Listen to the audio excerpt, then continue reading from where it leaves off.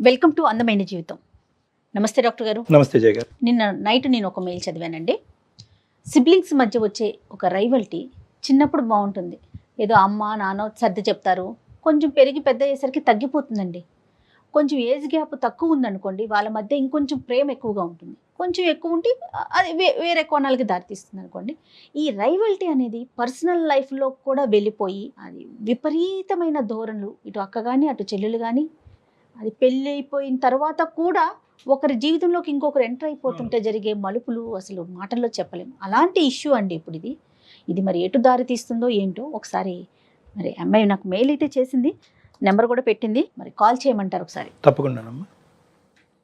సాధారణంగా అంటే చాలా అది గ్రోయింగ్ మైల్ స్టోన్ అంటూ ఉంటాం. యూజువల్గా తోబుట్టువుల మధ్యన ఉండేటటువంటి ఒక రైవలరీ ఏదైతే ఉంటావో సైకలాజికల్గా అది ఒక పోటీ తత్వాన్ని పెంచి జీవితంలో ఎదగటానికి ఒక విధంగా ఉపయోగపడుతుంది. మరి ఇలాంటి ఇష్యూస్ మరి ఎందుకు వస్తున్నాయి అన్నది ఈ అమ్మాయి మాటలో మనకు అర్థం అవుతుందేమో. హలో హలో హలో ఉషా అండి. అవును మేడం. ఉషా గారు, నేను సుమన్ టీవీ నుంచి మాట్లాడుతానండి, అందమైన జీవితం ప్రోగ్రామ్ నుండి. Hi madam. హాయ్ అండి, బాగున్నారా? బాగున్నాం మేడం. ఉషా, మీరు మెయిల్ చేశారు, చూశాను. నేను డాక్టర్ గారికి కూడా బ్రీఫ్గా చెప్పాను. నేను రైట్, డాక్టర్ గారితో ఒకసారి చెప్పండి, బ్రీఫ్గా చెప్పండి Usha. Okay ma'am. Right, okay. అమ్మా ఉషా, నమస్తే అమ్మా. నమస్తే సార్. ఎంతమ్మా మీ వయసు ఎంత, మీ ఊరు ఎక్కడ? మాది ఖమ్మం సార్. 25 years సార్ నాకు. ఓకే. నేను మా అక్క ఇద్దరమే అక్క చెల్లెలం సార్, ఎవరు లేరు మాకు.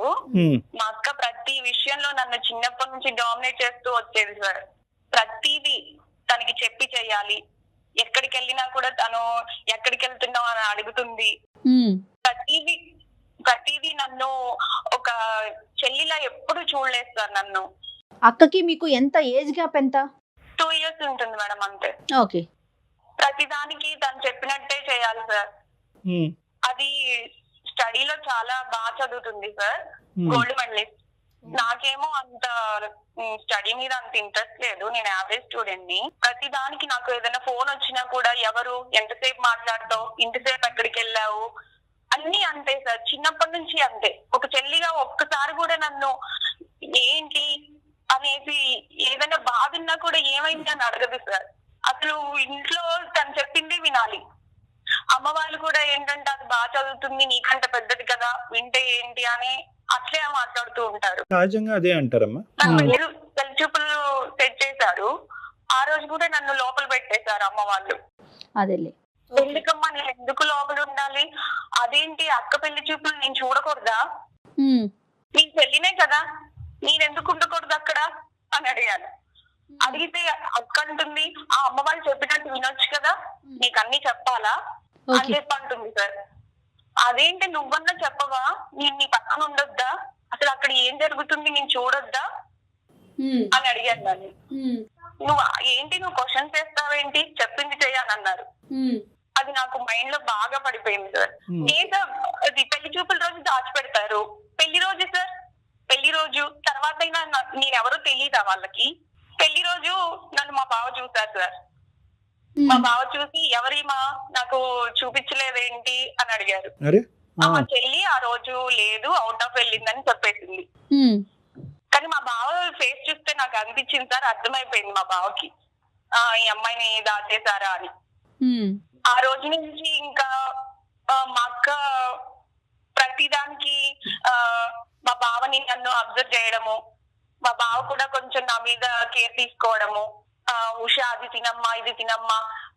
పండగకి వచ్చారు సార్ సంక్రాంతికి, సంక్రాంతి హాలిడేస్ కి వచ్చారు అనమాట మా బావ వాళ్ళు. అక్క బావ ఇద్దరు వచ్చారు ఇంటికి. అప్పుడు మేము కొంచెం క్లోజ్ గా ఉండడం అక్కకి నచ్చలేదు. క్లోజ్ గా అంటే మామూలుగా బావ మధ్యలో అన్నాక ఇంకా అల్లరి చేస్తూ అలా ఉంటారు కదా మేడం, అలాగే అలా ఆడుకుంటూ పాడుకుంటూ ఉన్నాము. అది ప్రతి దానికి ఉడుక్కుంటూ ఉంది. అప్పుడు అనిపించింది నాకు, ఇన్ని రోజులు నన్ను ఏడిపించింది, ఇలా ఏడిపిద్దాం దీన్ని అని. నేను కూడా కొంచెం క్లోజ్ గా ఉండడము, మా బావతో ఆట పట్టించడం మా అక్కని అలా చేస్తూ ఉండేదాన్ని. అమ్మ కూడా అన్నది, ఎందుకు అలా క్లోజ్ గా ఉంటావు, అది ఫీల్ అవుద్ది అని అంది. ప్రతి దానికి అమ్మ వాళ్ళు కూడా సార్ అక్క కదా అడ్జస్ట్ అవ్వాలి అలాగే చెప్తూ ఉండేవాళ్ళు. ఎంతగానో మనీ అడ్జస్ట్ అవ్వాలి నేను. అందుకని క్లోజ్ అయ్యారు బావకి. అందుకని క్లోజ్ అవ్వడం కాదు మేడం, అలా మాట్లాడుకుంటూ ఉండేవాళ్ళము. ఒక రోజు ఇంకా మా బావ కూడా ఇలా క్లోజ్ గా ఉంటూ ఒక రోజు చెప్పేశారనమాట, నువ్వంటే నాకు చాలా ఇష్టం ఉషా అని. నాకు కూడా నేను అలా ఉంటూ మా బావ అంటే ఇష్టం పెరిగిపోయింది మేడం. మా అక్క ఒకసారి మేమిద్దరం క్లోజ్ గా డీప్ గా ఉండడం చూసేసింది. ఏంటమ్మా? నేను ఇంకా ఆ రోజు నుంచి మా అక్కకి మొహం చూపించుకోలేకపోయాను సార్. మీరు అంత డీప్ గా ఎట్లా క్లోజ్ అయిపోయారు? యాక్చువల్లీ నేను అక్క వాళ్ళ ఇంటికి 2-3 సార్లు వెళ్ళాను. మేమిద్దరం అలా ఉండడం చూసి అది బాగా ఉడుక్కునేది మ్యామ్. నేను కూడా అలాగే ఉండాలి, ఇది నన్ను చిన్నప్పటి నుంచి ఎంత టార్చర్ పెట్టింది, నేను ఉండాలి అని అలాగే మామూలుగానే ఉన్నాను నేను. కానీ ఇట్లా నాకు తెలియకుండానే మేమిద్దరం క్లోజ్ అయిపోయాం మ్యామ్. ఒక రోజు నాకు ఎగ్జామ్ ఉంది, వెళ్ళాను అనమాట. నేను తెలియకుండా ఎలా క్లోజ్ అయిపోతారులే అమ్మా. సరే చెప్పండి. ఈగోతో కాదు సార్, మామూలుగానే మేము. అది కాదమ్మా పాయింట్. వెళ్ళాము, వెళ్ళిన తర్వాత అక్కడ మేమిద్దరం అలా ఉండడం మా అక్క చూసేసింది. ఆ రోజు నుంచి నేను మా అక్కకి మొహం చూపించుకోలేకపోయాను సార్ అసలు. ఓకే. ఒక రోజు మా అక్క వచ్చి బాగా ఏడ్ చేసింది, ఉషా ప్లీజ్ నువ్వు నా లైఫ్ ని డిస్టర్బ్ చేయకు అని నా కాళ్ళు పట్టుకుంది మేడం. కానీ నేను అలా ఈగోతో ఏం చేయలేదు సార్. నాకు మా అక్క ఇష్టమే, కానీ నా మైండ్ అలా మార్చింది అదే.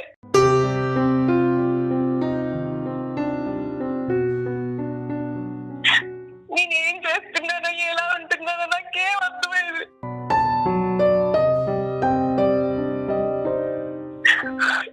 చిన్నప్పటి నుంచి అంతే సార్, అది చేయడం వల్ల నేను ఇలా తయారైనేమో అనిపిస్తుంది. కానీ ప్రతి దానికి మా అక్క నన్ను టార్చర్ చేసింది. సరే కానీ నేను మొన్న మా అక్క అలా వచ్చి అడిగేసరికి నేనేంటి ఇలా చేశాను, నేను ఇలా చేయకుండా ఉండాల్సింది అని అనిపించింది. ఇప్పుడేమో మా బాబాయ్ బాగా అడిక్ట్ అయిపోయాడు. నేను వద్దు అని చెప్పిన ఆయన వినరు. నాకేం చేయాలో అర్థం కావట్లేదు. నేను సారీ చెప్పాల్సి వస్తే చెప్తాను. ఉషా ఇది సారీ చెప్తే పోయే బాధ కాదమ్మా. Point number 1. పాయింట్ నెంబర్ 2, ఇప్పుడు బావని కంప్లీట్ గా తీసి పక్కన పెట్టు. బావ ఇష్యూ కాదు ఇక్కడ. The issue is between 2 sisters. ఒక పరాయి స్త్రీ బయట స్త్రీకే ఇటువంటి అన్యాయం జరిగితే తట్టుకోలేనప్పుడు సొంత అక్కకి వెన్నుపోటు పడటం అంటారు. ఇక్కడ నువ్వు ఏడుస్తున్నావు, అబ్బాయి ఏడవద్దమ్మా అనే మాట అనాలని అనిపిస్తుంది, కానీ నీకు సానుభూతి చూపిస్తే కనుక నీ తప్పుని క్షమించి నిన్ను ఇంకా ముందుకు పంపించే వాళ్ళం అవుతామేమో అనే భయంతో నీకు సానుభూతి చూపెట్టడానికి ఇక్కడ వీలు పడదని చెప్తున్నాను నేను. We can't sympathise with you. నీకు సింపతి చూపెట్టడం అనేది ఇక్కడ సొల్యూషన్ కాదు. ఇంకా ఇంకొక విషయం ఏంటంటే కళ్యాణ్ గారు, పెళ్లి చూపులప్పుడు చాలా సహజం అండి మన కల్చర్లో చిన్న పిల్లల్ని పెళ్లి చూపుల్లో ముందుకు రానివ్వరు. అది చాలా సహజంగా జరిగిపోయే ఒక ఇష్యూ. దాన్ని భూతద్దంలో పెట్టి చూసుకోవాల్సినంత అవసరం లేదు ఉషా. ఇక్కడ ఏంటంటేనమ్మా, బహుశా నీకెవరు కూడా అక్క చెల్లెల మధ్యన కానీ అన్నాదమ్ముల మధ్యన ఉండేటటువంటి వైర్యం ఏదైతే ఉందో అది ఒక సహజ సిద్ధమైనటువంటి వైర్యం, అది శత్రుత్వం కాదు. It's a growing mile stone అంటూ ఉంటారు సైకాలజీలో. అలా ఎదగటం అది ఓకే సార్, కానీ చెల్లి అన్నప్పుడు అక్క వాడినవే వాడడము, అక్క వాడిన డ్రెస్సెస్ అక్క వాడిన బుక్స్ వాడాలని లేదు కదా సార్. చెల్లికంటూ ఉంటది కదా. కరెక్ట్. ఇవన్నీ నెగిటివ్ పాయింట్స్ అమ్మా. కానీ అక్క నీ మీద చూపెట్టేటటువంటి ఒక ఆధిపత్యం వల్ల అవనియండి, లేదంటే ఒక పెద్దరికం అవనియండి, ఏదన్నా అవనియండి, అది ఎప్పుడైనా నీకు జీవితంలో ఉపయోగపడింది అని నీకు అనిపించిందమ్మా? నీకు కొద్దిగా సొసైటీలో నీకు అంటూ ఒక కంట్రోల్ వచ్చింది, లేదంటే నేను ఈ తప్పు చేసి ఉండేవాడిని, మా అక్క ఆపకపోతే కనుక నేను ఇలా అయ్యి ఉండేదాన్ని, కొద్దో గొప్ప మా అక్క కంట్రోల్ పెట్టడం వల్ల సమాజంలో నాకంటూ ఒక సెల్ఫ్ కంట్రోల్ వచ్చింది, ఇష్టం నేను చదువు మీద ఒక ఇష్టం అనేటటువంటిది ఏర్పడింది, అడ్వాంటేజ్ పాయింట్స్ ఏమీ లేవమ్మా? చెల్లిలాగా ఎప్పుడు చూడదు సార్, అన్నిటికీ స్ట్రిక్ట్ గానే చేస్తుంది. ఇప్పుడు కూడా నాకు దాని మీద ఇష్టంతో సార్ ఇప్పుడు కూడా నాకేమనిపిస్తుంది అంటే దాని లైఫ్ కోసం నన్ను బతిమలాడుతుందేమో అని అనిపిస్తుంది సార్. నేను సాక్రిఫైసెస్ చేశాను సార్ మా అక్క కోసం, కానీ నాకేం చేయలేదు. కానీ అక్క నా ముందు అలా చేశాను సార్. నేను చేసింది తప్పే, నేను ఒప్పుకుంటున్నాను. కానీ నాకు ఏం చేయాలో కూడా అర్థం కావట్లేదు. అర్థం అవుదమ్మా, ఎందుకంటే అర్థం కానటువంటి పొజిషన్ నీ జీవితాన్ని నువ్వు పట్టుకెళ్ళిపోయావు. అక్క జీవితాన్ని, నీ జీవితాన్ని, మీ బావ జీవితాన్ని, మొత్తం అందరి భవిష్యత్తుని మొత్తం అందరినీ కూడా ఒక తెలియనటువంటి ఒక ప్రాంతానికి తీసుకెళ్ళిపోయాను. నేను అడిగేది ఒకటేనమ్మా, ఇక్కడ నీ సబ్ కాన్షియస్ మైండ్లో అక్క మీద నాకు వైర్యం లేదండి, అక్క మీద పగ తీర్చుకునేటటువంటి ఉద్దేశం నాకు లేదు అని అంటూనే నువ్వు అందులో ముందుకెళ్ళావు. ఎప్పుడైతే కనుక అక్కని ఎదురుగుంటా నిలబడి నీ ఏడ్చిందో, తన జీవితం గురించి బతిమాలుకుందో, అప్పుడు వరకు నువ్వు చేసినటువంటి తప్పు నీకు గుర్తుకు రాలేదు. ఒక అక్క భర్తతో నేను తప్పుగా ప్రవర్తిస్తున్నాను అనేటటువంటి అంశం అక్క వచ్చి ఏడ్చేంత వరకు తెలియదమ్మా. అక్క మీద మీరు కోపాన్ని, తన మీద ఉన్న ఆక్రోశాన్ని మొత్తం తీర్చుకుంటున్నారు. మరి మీ జీవితం ఏమవుతుంది ఉషా, ఆలోచించారా? అదే మేడం, నేను ఆలోచించలేకపోయాను. అది ఏడ్చే వరకు మీరు చెప్పింది నిజమే సార్. నాకు అది ఏడ్చే వరకు కూడా నేను ఏం చేస్తున్నానో నాకు అర్థం కాలేదు.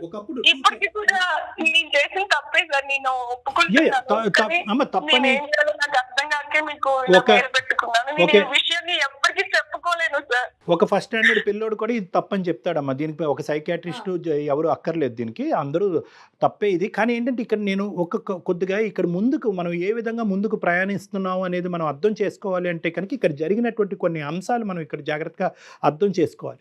ఇక్కడ ఏంటంటే అక్క నన్ను ఇలా హింస పెట్టింది, బాధ పెట్టింది అంటే కనుక పాయింట్ నెంబర్ 1 నేనేమంటున్నానంటే, అక్కకి ఖచ్చితంగా నీ మీద ఓకే, నువ్వు ముందు ఈ విధంగా అందంగా ఉన్నావునో, లేదంటే ఎక్స్ట్రా కరికులర్ యాక్టివిటీస్లో ముందున్నావో నోనో, ఇలాంటి రకరకాల అంశాల వల్ల తనకి ఒక ఈర్ష్య అనేది ఉండుండొచ్చు. రెండోది ఏంటంటే, నాకు ఇప్పటికీ కూడా భయం కలిగించేది, చాలా భయం కలిగించే ఒక అంశం ఏంటంటే, మీరిద్దరూ ఒక కాంప్రమైజ్డ్ సిచ్యువేషన్లో ఉన్నటువంటి సన్నివేశాన్ని అక్క చూడకపోతే కనుక ఈ ఇష్యూ ఎక్కడి వరకు వెళ్ళి ఉండేది, నెంబర్ 1. నెంబర్ 2, మీ అక్క వచ్చి నీ కాళ్ళ మీద పడి ఏడవకుండా ఉండేటటువంటి పరిస్థితి ఏర్పడి ఉండేది కనుక ఈరోజు నువ్వు కంటతడి పెట్టుకునేదానివా, మాకు ఫోన్ చేసి ఉండేదానివా? అంటే నీకెంత డిలేడ్ రెస్పాన్స్ ఏర్పడింది. కేవలం అక్క చిన్నప్పటి నుంచి నన్ను ఇలా పెట్టింది, ఎలా పెట్టింది అనేటటువంటిది బయటకు నువ్వు పగ, ప్రతీకారం అనే మాటలు వాడకపోయినా కూడా ఇంటర్నల్గా నువ్వు రగిలిపోతున్నావు. ఆ ఇంటర్నల్గా రగిలిపోయేటటువంటి మనస్తత్వం ఈరోజు ఒక గెలుపు కింద నువ్వు భావిస్తున్నావు అనమాట. మీ అక్క భర్త మీద నువ్వు సాధించినటువంటి ఒక ప్రేమాయణం ఏదైతే ఉందో అది నువ్వు సబ్కాన్షియస్గా ఒక గెలుపుగా భావిస్తున్నావు. నాకు నీ దగ్గర ఉన్న ఒక సూటైన ప్రశ్న ఒకే ఒకటి, ఇది ఒక తప్పుడు ప్రేమ వల్ల ముందుకెళ్ళినటువంటిదా, లేదా అక్క మీద తీర్చుకునేటటువంటి ఒక పగ? లేదు సార్, లేదు. మా బావతో నాకు కూడా కొంచెం ఇష్టం ఏర్పడింది సార్. మా అక్క మీద ఈగో వల్లనే కాదు, మా బావ అంటే నాకు కూడా కానీ ఇష్టం. ఖచ్చితంగా అక్క మీద గెలుపు పొందుతున్నాను అనే భావం మొదలైన తర్వాత ప్రేమ మొదలైంది అన్నది నా ఆలోచనమ్మా. Yes or no? నువ్వు ఫస్ట్ నీ మాటల్లోనే నువ్వు అన్నావు, నేను గెలుపొందినట్టుగా నేను ఫీల్ అయ్యాను, నువ్వు ఆట పట్టిస్తున్నట్టుగా ఫీల్ అయ్యాను. ఫస్ట్ ఆట అన్నావు, తర్వాత అది కాస్త తప్పు కాస్త నేరం కింద మారిపోయింది. మళ్ళీ నువ్వేదో త్యాగం చేసినట్టు చెప్తున్నారు ఉషా మీరు. ప్లస్ ఫస్ట్లోనే ఒక మాట చెప్పారు, అక్క వాడిన పుస్తకాలే వాడాలా, అక్క వాడిన డ్రెస్లే వాడాలని. మరి సిగ్గనిపించలేదండి అక్క భర్తని వాడుకోవటానికి? సారీ ఉషా, ఇట్లా అంటున్నందుకు తప్పుగా అనుకోవద్దు. నన్ను అలా చేశారు, నా మైండ్ అలా మారిపోయింది మేడం. ఏంటమ్మా? అమ్మ వాళ్ళు కూడా అక్క చెప్పిందే వినాలి, అక్క చేసిందే చేయాలి. రైట్, కరెక్ట్ అమ్మా. ఇప్పుడు అమ్మ ఒకటి ఇక్కడ Usha, I think you're getting confused between 2 very big concepts. ఇక్కడ ఏంటంటే అక్క బాధ్యతగా ఉంది, అక్క పెద్దరికం వహిస్తుంది, అక్క బట్టలు వేసుకోవాలి, అక్క పెన్సిల్ వాడాలి, అక్క రబ్బర్తో చెరపాలి అనేటటువంటి అంశం వేరో, కాబట్టి ఇలా చేశారు కాబట్టి అక్క భర్తను నేను వాడుకుంటే తప్పేంటి అనేటటువంటి ఆలోచనకి ఈ రెండింటికి నక్కి నాగలోకానికి ఉన్నంత తేడా ఉందమ్మా. 100కి 90 ఇళ్లలో ఇది ఉంటుంది.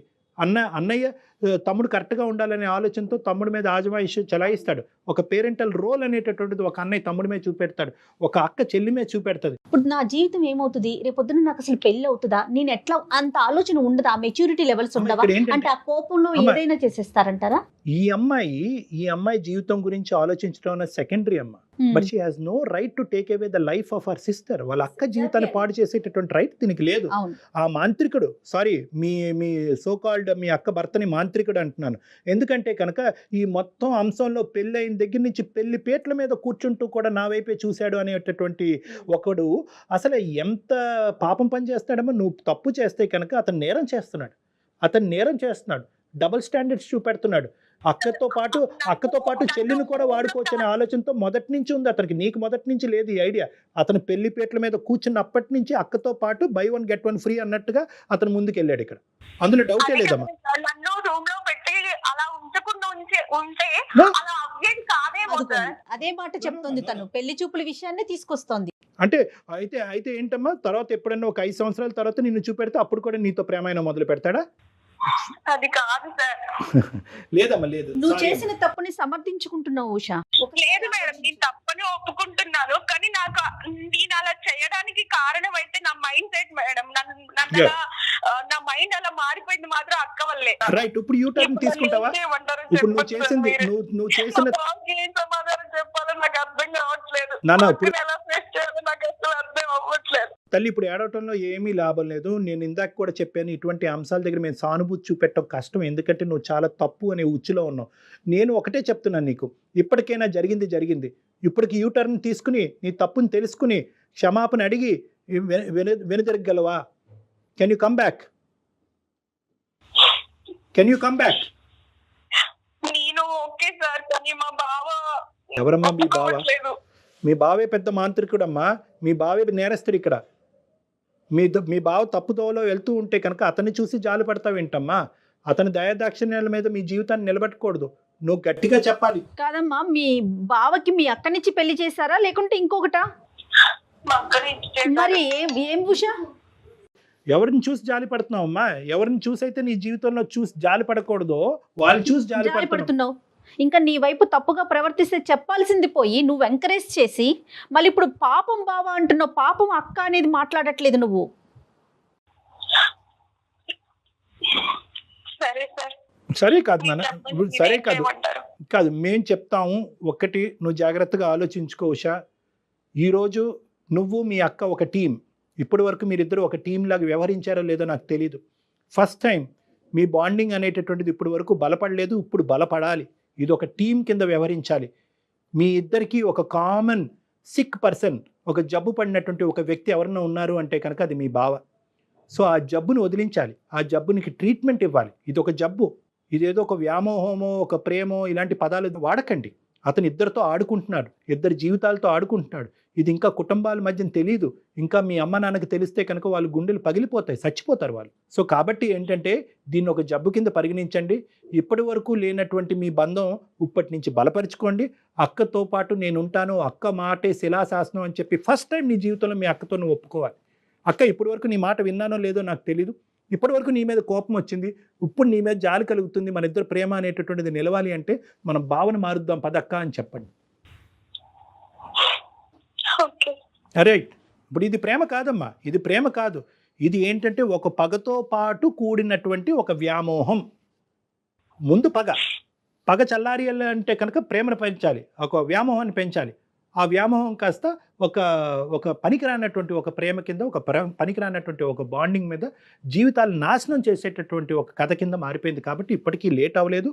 ఇప్పటికైనా తప్పు తెలుసుకోండి, అక్కని క్షమాపణ అడగండి, భావన మార్చేటటువంటి ప్రయత్నం చేయండి. ఇంతకు మించి నాకేం సమాధానం లేదు. Okay sir. Right Usha? Okay ma'am. మెచ్యూర్డ్గా ఆలోచించండి ఉషా. చదువుకున్న పిల్లలయ్యుండి మెచ్యూర్డ్గా ఆలోచించండి ప్లీజ్.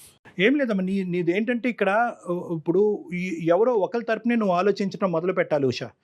ఎవరి తరపునైతే నువ్వు ఆలోచించకూడదో, ఎవరైతే కనుక మొత్తం నీ జీవితాన్ని నాశనం వైపు తీసుకెళ్తున్నారో వాళ్ళ వైపు నువ్వు ఆలోచిస్తున్నావు ఇప్పటికీ కూడా. ఇక్కడ ఒక మ్యానిపులేట్ చేసేటటువంటి వ్యక్తి వైపు నువ్వు జాలి చూపెట్టకు. అతను ఏమైపోయినా పర్వాలేదు, నువ్వు తీసుకునేటటువంటి నిర్ణయం తప్పు అవ్వకుండా ఉండాలి, అందరి జీవితాన్ని కాపాడగలగాలి. సో కాన్ఫిడెంట్గా ఉండు, ధైర్యంగా ఉండు, బ్యారియర్స్ బ్రేక్ చేయి, సిస్టర్తో పాటు ఉండు. ఓకేనా? Okay sir. All the best. Take care. Okay. అమ్మ ఇప్పటికైనా రియలైజ్ అయ్యిందమ్మా. ఇప్పుడు ఏంటంటే వాళ్ళ అక్క చూడకుండా ఉండుంటే కనుక ఈ తప్పు ఇలా కొనసాగుతూనే ఉండేది, నలుగురికి పాకుండేది. ఇంకా నలుగురికి పాకితే ఇంకేం ఉండదమ్మా జీవితం. అక్క జీవితం ఏమవుతుంది, రేపొద్దున ఈ పిల్ల భవిష్యత్తు ఏమవుతుంది కళ్యాణ్ గారు? కానీ ఎంత పిచ్చి ఆలోచనలు కదా. అంటే అక్క మీద ఈ నాకు అమ్మాయి ఇక్కడ అంటూనే ఇంకొక విషయం కూడా అనిపించింది. పేరెంట్స్ కూడా ఆలోచించాలండి. పిల్లల మధ్య ఎలాంటి రైవల్టీ ఉంటుంది, ఎక్కడ గొడవలు పడుతున్నారు, కొంచెం ఒకరిని తగ్గించటం, ఒకరిని పెంచటం. ఎప్పుడు చిన్నదాన్ని నువ్వు కంట్రోల్ చేయి మాకు, అప్పుడప్పుడు దాని మాట కూడా నువ్వు విను. అట్లా ఆ అంటే రకంగా మన బ్యాలెన్స్ చేస్తూ మన ఉంటే సాంప్రదాయంలోనే పెద్దరికం అనేటటువంటి ఆస్పెక్ట్ కి చాలా ఇంపార్టెన్స్ ఉందమ్మా. పెద్దవాళ్ళు అయితే కనుక చిన్నవాళ్ళు ఖచ్చితంగా పెద్దవాళ్ళ మాట వినాలి, తప్పైనా ఒప్పైనా. సో అటువంటి సాంప్రదాయంలో ఏమవుతుందంటే అసలు చిన్న పిల్లల్లోంచి ఏర్పడేటటువంటి మనసులోంచి ఆవిర్భవించే అది కోరికలు, పెరిగి ఆలోచన పెనుభూతం కాకూడదు Yes. కదా ఇప్పుడు కళ్యాణ్ అయ్యింది గారు. ఇప్పుడు ఆ ఇక్కడ. పిల్ల చూడండి Right. ఎక్కడ దాకా దట్ ఈస్ తీసుకువెళ్ళిపోయిందో. One side of the coin అమ్మా. ఖచ్చితంగా తల్లిదండ్రులు ఆలోచించాలి. అవును, రైట్ అండి. Thank you. Thank you.